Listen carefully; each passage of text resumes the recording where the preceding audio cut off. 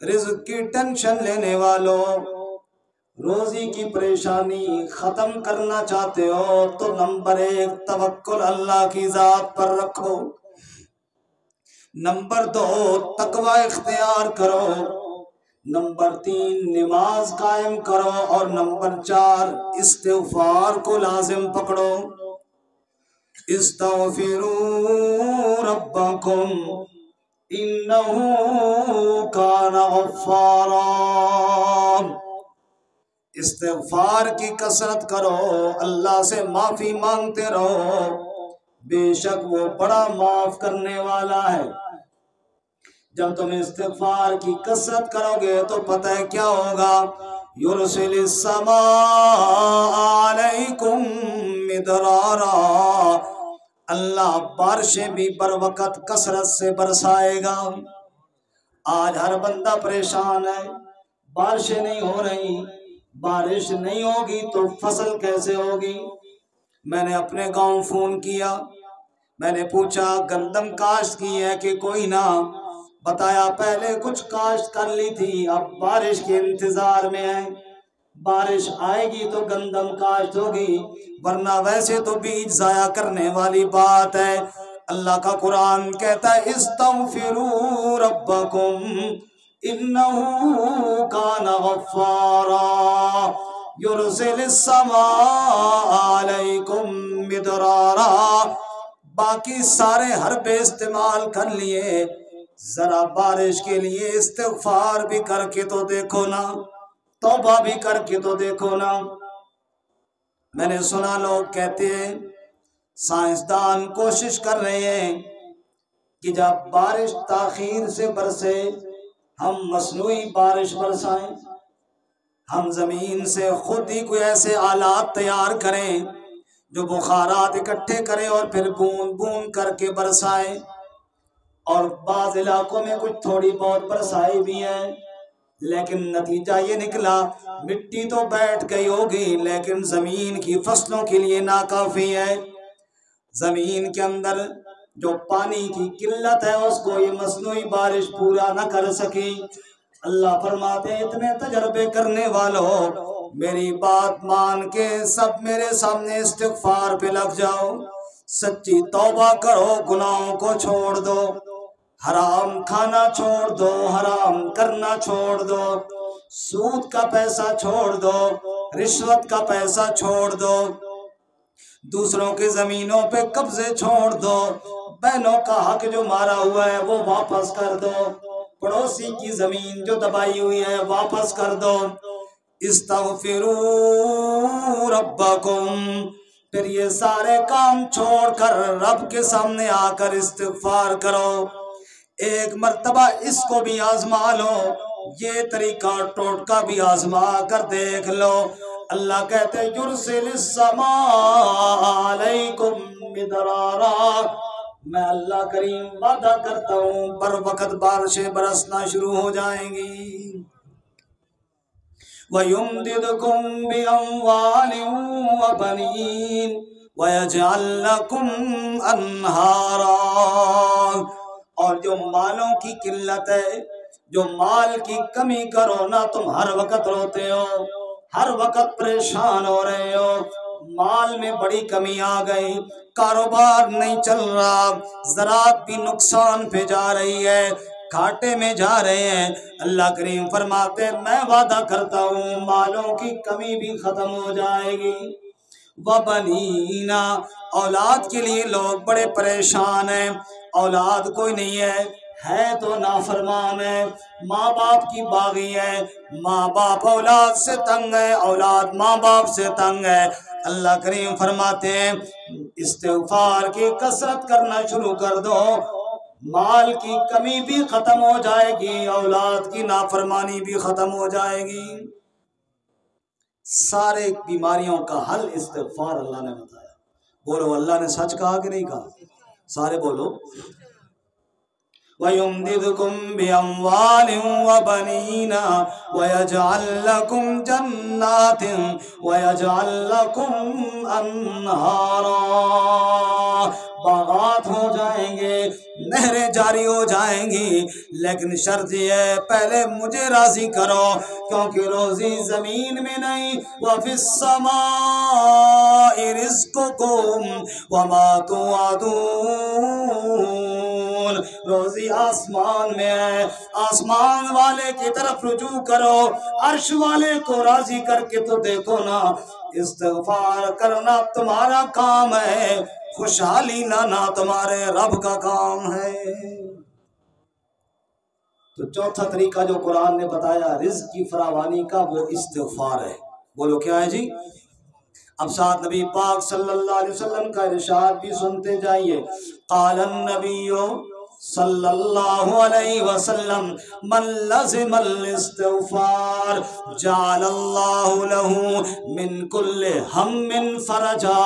اللہ کریم کے نبی صلی اللہ علیہ وسلم نے فرمایا من لزم الاستغفار، جو بندہ استغفار کو لازم پکڑ لیتا ہے، ہر روز 100 مرتبہ اللہ کے سامنے معافی مانگتا ہے، کہتا ہے اللہ مجھے معاف کر دے، اے اللہ مجھے معاف کر دے، جو رب کے سامنے استغفار کرتا ہے، اللہ کریم جعل اللہ من کل ہم فرجا، اللہ ہر پریشانی سے کشادگی عطا فرما دیں گے، وَمِن كُلِّ ضَيْقٍ مَخْرَجًا، ہر تنگی سے نکلنے کا راستہ بنا دیں گے، وَيَرْزُقْهُ مِنْ حَيْثُ لَا يَحْتَسِبُ، اور روزی وہاں سے دیں گے جہاں سے اس کا گمان بھی نہیں ہوگا۔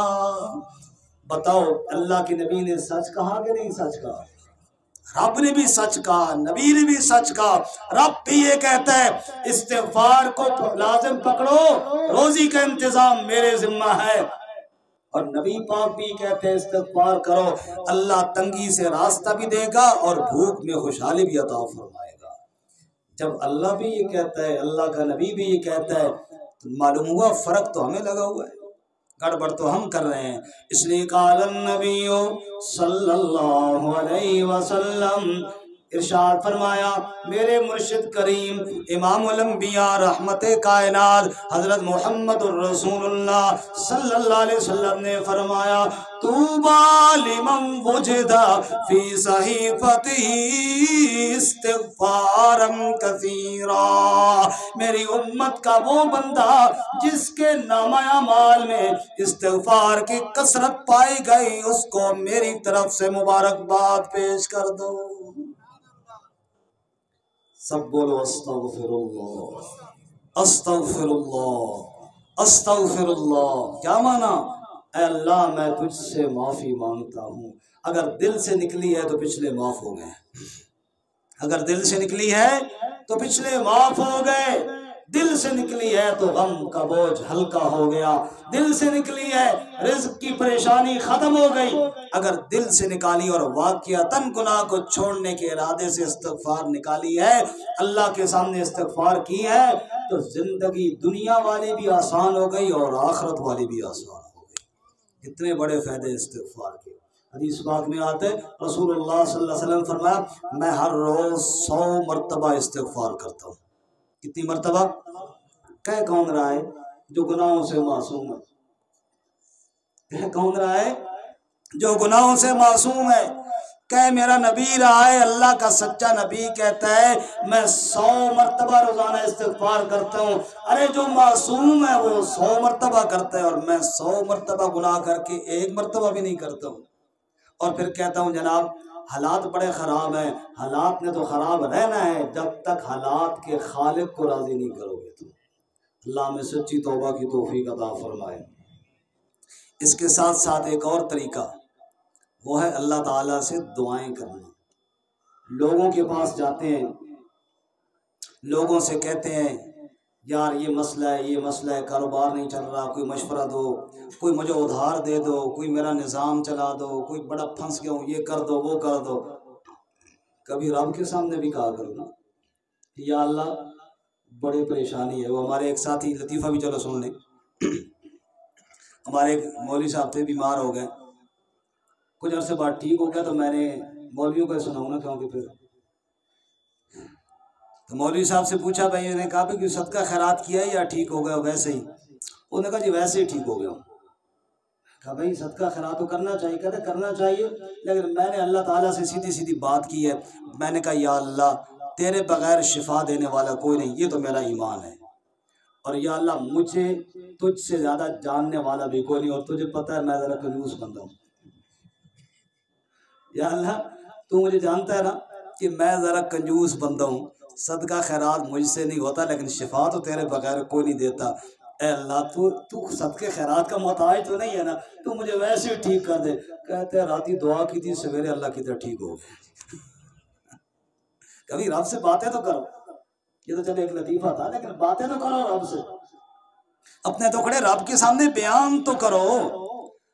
سورہ عنکبوت میں فرمایا ان الذین تعبدون من دون اللہ لا یملکون لکم رزقا فابتغوا عند اللہ الرزق ان الذین تعبدون من دون اللہ۔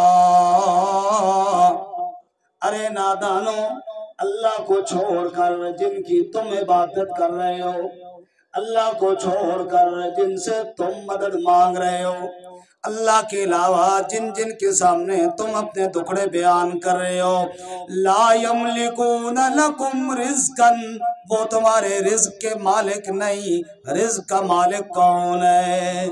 فابتغوا عند اللہ الرزق، پھر اللہ کے ہاں رزق کیوں نہیں تلاش کرتے ہو؟ روزی کے لیے رب سے بات کیوں نہیں کرتے ہو؟ لوگوں کے سامنے ہاتھ پھیلا رہے ہو، کبھی کس سے مانگتے ہو، کبھی کس سے مانگتے ہو۔ فابتغوا عند اللہ الرزق، رزق کے لیے پریشان ہو اور کسی سے نہ مانگو، رزق مانگنا ہے تو کس سے مانگو؟ حضرت سیدنا علی المرتضیٰ حیدر کرار رضی اللہ تعالیٰ عنہ، جن کے نام پر ہماری مسجد کا نام بھی حیدر کرار ہے، حضرت حیدر کرار رضی اللہ تعالیٰ عنہ کہتے ہیں میرے اوپر قرضہ ہو گیا، اور ایک بات یاد رکھنا، علی حیدر کرار فقراء صحابہ کرام میں سے تھے، مال آ جاتا جوڑ جوڑ کر رکھتے نہیں تھے، فوراً اللہ کے نام پر صدقہ کر دیا کرتے تھے، کچھ بھی بچا کر نہیں رکھتے تھے۔ علی حیدر کرار رضی اللہ تعالیٰ عنہ نے فرمایا میں نے نبی پاک صلی اللہ علیہ وسلم کے سامنے مسئلہ بیان کیا، یا رسول اللہ قرضہ بہت ہو گیا ہے، اس کے لیے مجھے کیا کرنا چاہیے؟ اللہ کے پاک نبی صلی اللہ علیہ وسلم نے مجھے بتایا اے علی کسی اور کے سامنے یہ بات بیان کرنے کی ضرورت نہیں ہے، چپ کر کے رب کے سامنے بیان کر دیا کر۔ کن الفاظ میں؟ حضرت علی حیدر کرار کہتے ہیں الفاظ بھی مجھے پاک نبی نے سکھائے، اللہ کے پاک نبی صلی اللہ علیہ وسلم نے فرمایا اے علی رب کے سامنے کہا کر اللہم اکفنی بحلالک عن حرامک واغننی بفضلک من سواک۔ کتنی پیاری دعا ہے، بتا نبی پاک صلی اللہ علیہ وسلم رہے ہیں اور بتا علی المرتضیٰ کو رہے ہیں، فائدہ ہم سب کا ہو گیا۔ اللہم اکفنی بحلالک عن حرامک واغننی بفضلک عمن سواک۔ اے اللہ تو مجھے حلال عطا فرما، مجھے حرام سے بچا، اے اللہ رزق کے خزانے تو تیرے پاس ہیں، اے اللہ مجھے کافی ہونے والی حلال روزی عطا فرما دے، مجھے حرام سے بچا دے۔ وَأَغْنِنِي بِفَضْلِكَ عَمَّن سِوَاكَ، اپنے علاوہ مجھے کسی کا محتاج نہ کر، اے اللہ میرا ہاتھ پھیلے تو تیرے سامنے پھیلے، تیرے علاوہ کسی کے آگے میرا ہاتھ نہ پھیلے۔ حضرت علی رضی اللہ تعالیٰ عنہ فرماتے ہیں پاک نبی نے مجھے یہ دعا سکھائی، میں علی نے اس دعا کو پڑھنا شروع کر دیا، بلکہ مانگنا شروع کر دیا، بار بار یہی دعائیں مانگتا تھا اللہم اکفنی بحلالک عن حرامک واغننی بفضلک عمن سواک۔ حضرت علی فرماتے ہیں نبی پاک کی سکھائی ہوئی دعا کی برکت سے سارا قرضہ اللہ نے ادا فرما دیا۔ اللہ کریم اپنے بندے کو کسی کے آگے محتاج نہیں ہونے دیتا، شرط یہ ہے کہ بندہ رب کے ساتھ تعلق تو جوڑے۔ خود پیارے نبی صلی اللہ علیہ وسلم بھی دعا مانگتے ہیں، حدیث پاک میں حضور کی دعا بھی ہے، اللہم انی اسألک علما نافعا ورزقا طیبا وعملا متقبلا۔ اے اللہ میں تجھ سے دعا مانگتا ہوں علما نافعا، علم وہ عطا کر جو نفع دینے والا ہو، اس علم سے یا اللہ بچا جو بندے کے اندر غرور اور تکبر پیدا کرنے والا ہو۔ اللہ غرور سے بچایا ہمیں۔ علم نفع والا وہ کیا ہے؟ خود بندہ عمل کرے دوسروں تک پہنچائے۔ پڑھیا علم ودی مغروری عقل بھی ہویا تو لوگا ہوں۔ حضرت سلطان باؤ کہتے ہیں پڑھیا علم تے ودی مغروری عقل بھی ہویا تو لوگا ہوں۔ علم بعض لوگ پڑھ لیتے ہیں، غرور کے اندر ان کا دماغ بھر جاتا ہے، عقل والی نعمت بھی رخصت ہو جاتی ہے، نہ علم فائدہ دیتا ہے نہ عقل فائدہ دیتا ہے۔ اس لیے وہ علم ملنا چاہیے جو نفع دینے والا ہو۔ اللہم انی اسألک علما نافعا، اے اللہ وہ علم عطا فرما جو نفع دینے والا ہو، ورزقا طیبا۔ آگے آ جائیں، پچھلے ساتھیوں کی جگہ بند ہے، کچھ آگے آ جائیں، کچھ آگے جگہ خالی ہو سکے۔ یہ سامنے والی ہر بندہ اپنے سامنے والی خالی جگہ کو پور کر لے تاکہ پچھلے ساتھیوں کے لیے جگہ بنتی جائے۔ اپنے سامنے والی خالی جگہ کو ہر بندہ اٹھ کے پور کر لے جی۔ باقی میری طرف دیکھیں جی۔ اللہم ارزقنی علما نافعا ورزقا طیبا وعملا متقبلا۔ اے اللہ رزق وہ عطا فرما جو پاکیزہ اور حلال ہو، علم وہ عطا فرما جو نفع دینے والا ہو، اور عمل وہ عطا فرما جو تیری بارگاہ میں قبول ہونے والا ہو۔ اگر عمل زیادہ سے زیادہ کر لیا بارگاہ الہی میں قبول نہیں تو اس عمل کا کوئی فائدہ نہیں۔ علم بہت پڑھ لیا عمل کوئی نہیں، نفع دینے والا نہیں، اس علم کا کوئی فائدہ نہیں۔ پیسہ بہت جمع کر لیا حلال نہیں تو اس پیسے کا بھی کوئی فائدہ نہیں۔ اللہ کے نبی نے فرمایا دعائیں کیا کرو رب کے سامنے، اللہ حلال عطا فرما، اللہ حرام سے بچا، اللہ اپنے در کا محتاج فرما، غیروں کی محتاجی سے ہمیں بچا۔